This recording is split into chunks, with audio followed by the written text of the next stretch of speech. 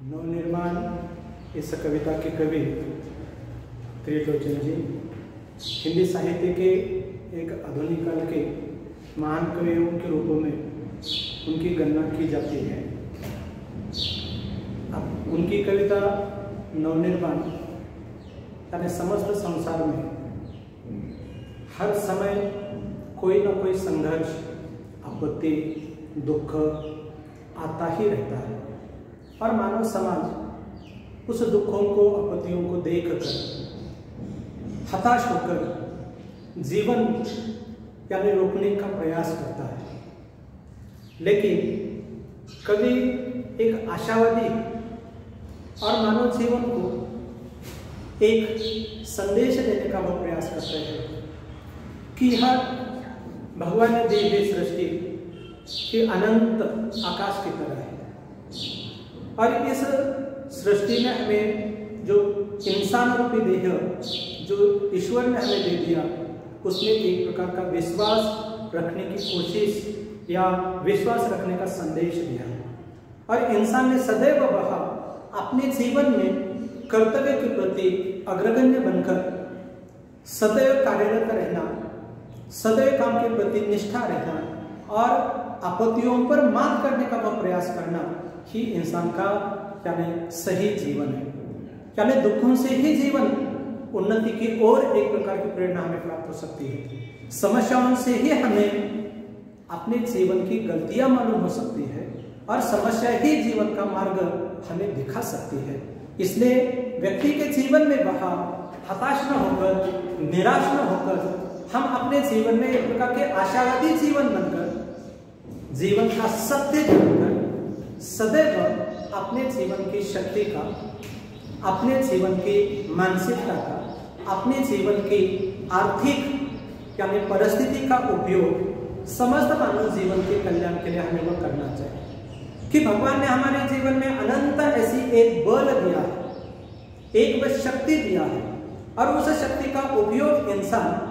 इंसानियत के नाते नीतिपूर्ण, सदाचारपूर्ण और मानव कल्याण की हेतु अगर हम करने का प्रयास करें तो ही मानव जीवन का विकास जरूर हो सकता है। और इस सृष्टि की यानी जो नर और नारी है, संसार के लिए दो पहिए हैं और उस पहियों के माध्यम से दोनों एक बनकर अपने संसार में आई हुई समस्याओं को देखकर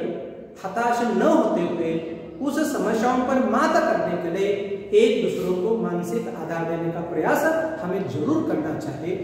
जैसे वह पत्नी पति को आधार देती और पति जब पत्नी को आधार देता तो अपने संसार की गाड़ी तेज गति के साथ मुसीबतों पर मात करते हुए आगे चले जा सकते और एक दिन अपने ही परिवार का विकास जरूर होता हुआ नजर चला आ सकता है। इसलिए मानव समाज में वह जो उच्च नीचता है, जो गरीबी है, जो सामाजिक विषमता है, ऐसी विषमता को दूर करने के लिए सबसे पहले हमें एक होना चाहिए। सबसे पहले हम समानता की भावनाओं को समझने का प्रयास करना चाहिए। हमें अपने जीवन में वह हर एक इंसान के प्रति नीति संपन्न या समानता की भावना या मानवता के विचारों को अगर हम अपना ले, दया, प्रेम, करुणा, आस्था, बंधुभाव, परोपकार, इन सभी मानवता के सभी लक्षणों को अपनाकर सभी को एक मानने का अगर हम प्रयास करते हैं तो निश्चित रूपों से अपना जीवन उन्नत होता हुआ और देश की गरीबी, देश की सामाजिक विषमता जरूर दूर हो सकती है। इसलिए कवि ने अपनी कविताओं के माध्यम से यही संदेश देने का प्रयास कर दिया है कि भगवान ने दी हुई शक्ति पर विश्वास रखो और वह बल लोगों को दुख देने के लिए नहीं, लोगों में वह एक प्रकार की आपत्ति निर्माण करने के लिए नहीं है, तो अपने बल का उपयोग मानव कल्याण के लिए करना है। जैसे अपने देश के जितने समाज सुधारक, चाहे महात्मा गांधी हो, चाहे महात्मा ज्योतिबा फुले हो, मदर तेरेसा हो, बाबा आमटे हो, इन्होंने जैसे समस्त मानव जीवन की आपत्तियों को समझ लिया और अपना पूरा बल, चाहे धन हो, चाहे मन हो, चाहे अपने जीवन की यानी हर प्रकार की भावना निछावर कर तन मन धन से बहा लोगों के जीवन को अर्पण कर दिया और लोगों के जीवन की उन्नति कर दी। यही संदेश यानी कवि ने इस कविता के माध्यम से दिया है।